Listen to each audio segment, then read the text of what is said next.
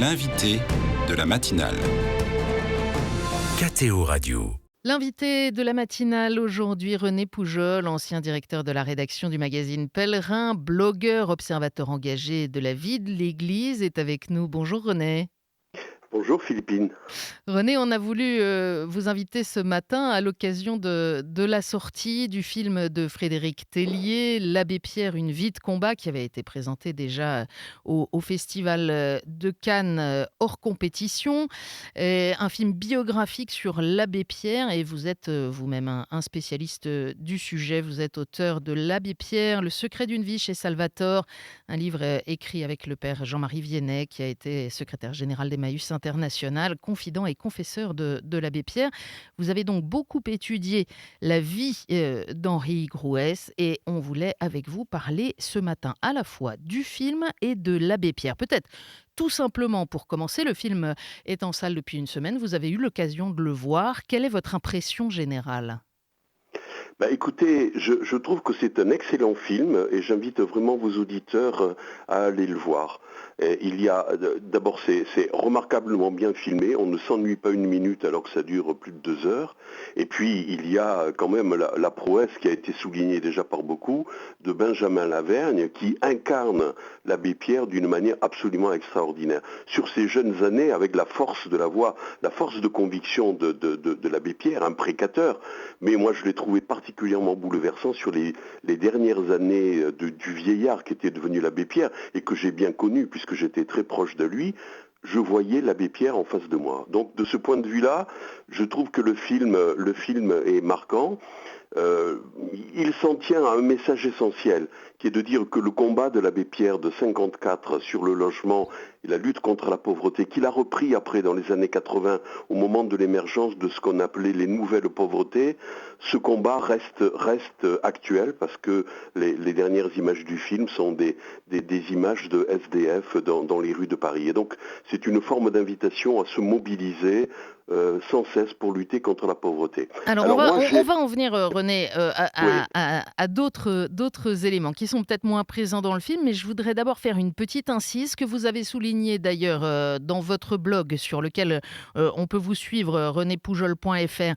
Vous avez salué particulièrement aussi un autre personnage incarné par Emmanuel Bercot, c'est Lucie Coutaz, et de fait il y a beaucoup de choses sur l'Abbé Pierre qui ont parfois un peu occulté cette figure. Vous dites c'est bien de lui avoir redonné sa vraie place.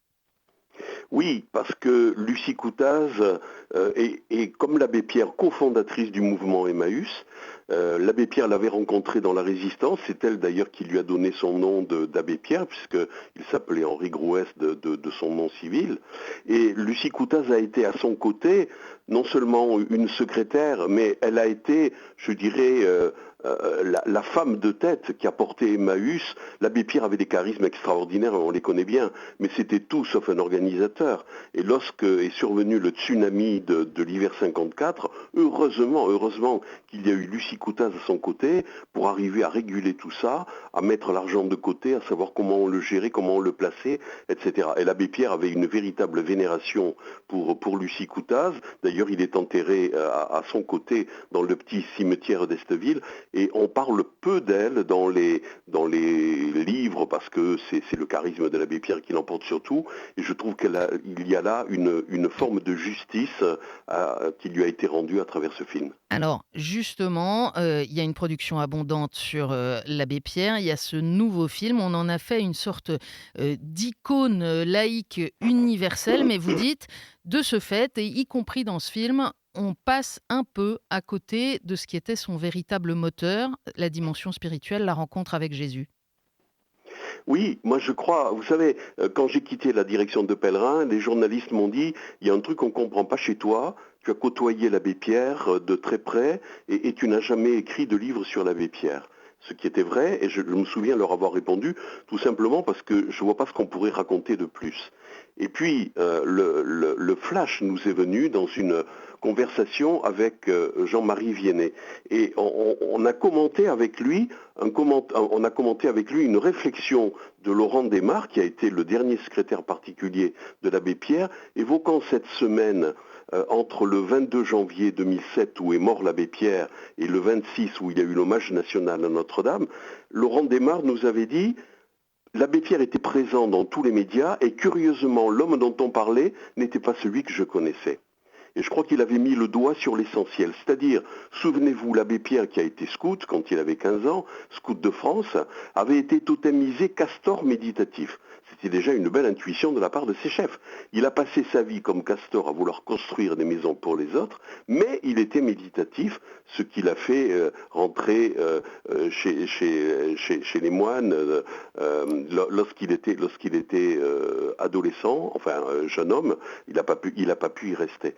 Et dans l'opinion des Français, on retient, parce que c'est l'image que nous assènent les médias en permanence, on retient le côté castor, on retient le côté combat contre toutes les formes d'injustice, mais on occulte complètement, parce que c'est dans l'air du temps, que le ressort profond de l'abbé Pierre, c'était sa spiritualité, c'était sa foi. Il le dit lui-même, le choc qu'il a vécu à 15 ans sur les collines d'Assise, alors qu'il était en pèlerinage à Rome et puis à Assise avec les copains de sa classe, ça a été de découvrir, il le dit avec ses mots à lui, à quel point Dieu était amour, mais un amour qui n'était pas aimé. Et tout simplement, il n'était pas aimé parce que, disait l'abbé Pierre, ceux qui se prévalent de lui, ceux qui se disent croyants, en fait ne sont pas crédibles, parce que dans leur vie de tous les jours, ils ne témoignent pas de l'amour de Dieu. Et tout le combat de l'abbé Pierre a été précisément de rendre crédible un Dieu d'amour, et je regrette un peu que le choix qui a été fait par le metteur en scène, à aucun moment n'ait mis l'accent sur ce qui pouvait être ce que nous avons appelé, avec Jean-Marie Viennet, le secret spirituel de l'abbé Pierre.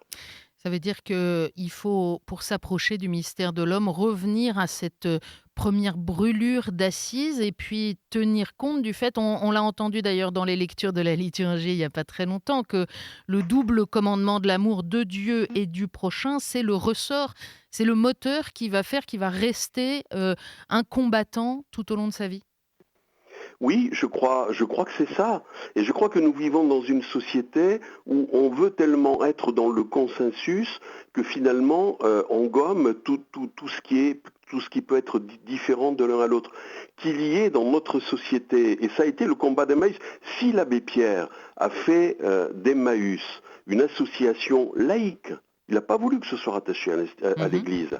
C'était précisément pour pouvoir recueillir tous les hommes qui étaient en souffrance et qui voulaient le rejoindre, quelle que soit leur croyance, ils soient croyants ou pas croyants, c'était pas important. L'abbé Pierre a l'habitude de dire, le partage de l'humanité ne se fait pas entre les croyants et les non-croyants, il se fait entre les idolâtres de soi et les communiants. Et donc, en même temps, dans cette société contemporaine qui est très marquée par l'image, c'est curieux de se dire que son image a été laïcisée à ce point, alors que de fait, c'est l'abbé Pierre. Il n'a pas repris son nom civil, il ne s'est pas anonymisé. On se souvient aussi des photographies d'archives de sa période où il était député du MRP à l'Assemblée nationale en soutane. Donc, il n'a jamais non plus dissimulé complètement cette dimension essentielle de sa personne. Non, il ne l'a pas dissimulé, mais si vous voulez, je pense que ce n'est pas volontaire, mais le film ouvre précisément sur sa présence comme moine chez les Capucins et son départ des Capucins pour des raisons de santé. Et l'une des lectures que l'on peut faire, mais peut-être ai-je l'esprit mal tourné, l'une des lectures que l'on peut faire de ce départ des Capucins pour ce qui va être sa vie par la suite, encore une fois, de lutte contre la pauvreté, peut être de dire, après tout, peut-être que c'était pas là sa vocation, et que sa vraie vocation, c'était un combat citoyen, effectivement, pour l'accès au logement, etc., etc. Et je trouve que c'est une erreur, parce qu'effectivement, on a cette image de l'abbé Pierre qui est identifié comme prêtre, mais en même temps, on dit, bon, il était prêtre, d'accord, mais enfin, ce qui était essentiel chez lui, c'était son combat pour la justice. Les deux, à mon avis, sont complètement liés. Le fait que ce film, commence déjà avec une belle sortie à obtenir, on l'espère pour lui, en tout cas un grand succès, c'est l'occasion de réactualiser le sujet. Est-ce qu'on aurait besoin aujourd'hui à nouveau d'une insurrection de la bonté, d'autres, grandes voix peut-être, dérangeantes comme le fut celle de l'abbé Pierre? Oui, alors on me pose souvent la question parce que j'ai fait beaucoup de conférences sur l'abbé Pierre à la sortie de ce livre, hein, et depuis lors, et on me dit toujours mais où sont les successeurs de l'abbé Pierre? Alors c'est vrai que si on regarde l'Hexagone, il y a des successeurs, hein, qui ont pris la tête des différents organismes, différentes associations, qui dépendent de la grande famille d'Emmaüs, mais qui n'ont pas le charisme de l'abbé Pierre, qui n'ont pas la force de la voix, le côté imprécateur de l'abbé Pierre. Le seul que je vois, mais il n'est pas à l'intérieur de l'Hexagone, c'est le pape François. La proximité du pape François avec l'abbé Pierre, pour qui réfléchit 30 secondes, est évidente.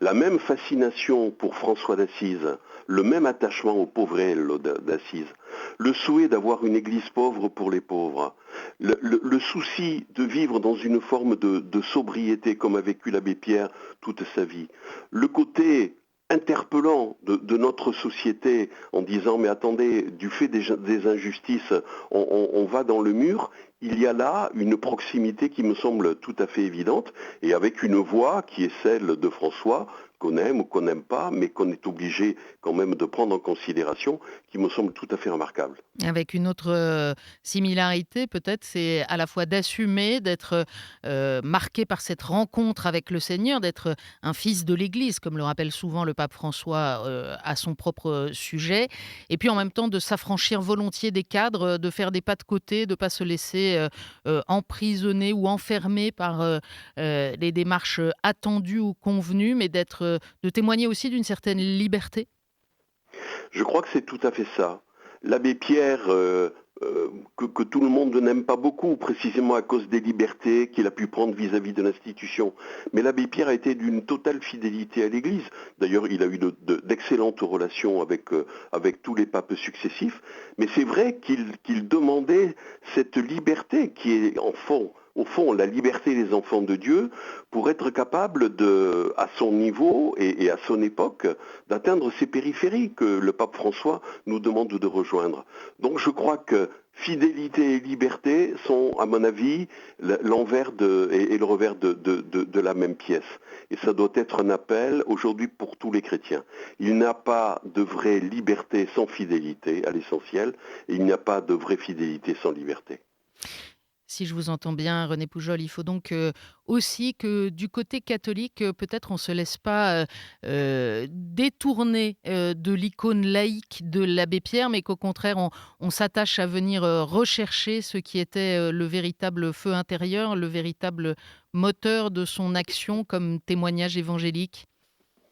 Oui, je le crois, et je, je conclus le papier que j'ai fait sur ce film par une interrogation qui parfois surprend certains dans ma bouche en me disant ah ben tiens tu te réveilles. Non, je ne me réveille pas. Ça a toujours été ma position, qui est de dire dans une société laïque et sécularisée, hein, qui est la nôtre, le chrétien peut-il évoquer publiquement d'autres motifs d'engagement que son adhésion aux valeurs de la République? On a l'impression qu'il lui est interdit de dire que s'il s'engage, lui, chrétien, c'est au nom de sa foi. Voilà, moi je crois que je suis très attaché à la laïcité, que je crois être une valeur centrale dans notre société, mais je revendique, pour ce qui me concerne, le droit de dire que parfois, je combats ou je mène un certain nombre de combats, certes au nom des valeurs de la République, mais à titre personnel, au nom de la foi qui est la mienne, parce que, à l'âge qu'a été celui de l'abbé Pierre, à ma manière à moi, qui n'était pas sur les collines d'Assise, mais peut-être sur celle de mon sud Aveyron, j'ai rencontré aussi le visage du Christ, j'ai rencontré et que ça a bouleversé ma vie. Merci beaucoup René Poujol d'avoir été notre invité ce matin. Je rappelle Abbé Pierre, Le secret d'une vie, paru chez Salvatore, est toujours disponible dans les bonnes librairies. Au cinéma, l'Abbé Pierre, Une vie de combat, le film de Frédéric Tellier, dans toutes les bonnes salles. Et puis on vous retrouve aussi au quotidien dans toutes vos réflexions sur la vie de l'Église et du monde à l'adresse renépoujol.fr. Merci et bonne journée. Merci Philippine.